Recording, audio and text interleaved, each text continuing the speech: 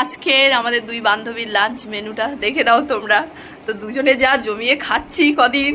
তো আজকে সোনালি কি কি করেছে বলবে। আমি আজকে বেশি কিছু রান্না করিনি, তুই কি করেছিস বল? উচ্ছে ভাজা, হ্যাঁ, আলু ভাজা, শাক ভাজা, ধোকার তরকারি, ইলিশ মাছের ঝাল, ওই সব করেছে। আমি আজকে বিশেষ কিছু করিনি। আমি আজকে এই চিচিঙ্গে ভাজা আর এই মাছের ঝালটা বের কর।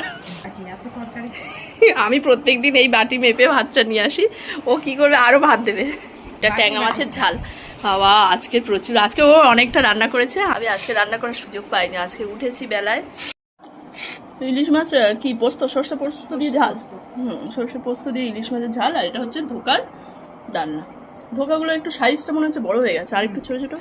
মেথি ইলিশটা পেটটা ঠান্ডা করে বলে মেথি ইলিশ। সবসময় তো সর্ষে বাটা করলে তো গ্যাস হয়ে যায়। কেমন খাচ্ছে দেখুন, লেবু দিয়ে খেলো, মুখটা এমন করলো। ধোকার তরকারি আবার চেয়ে কেমন চেটে চেটে খাচ্ছে। কত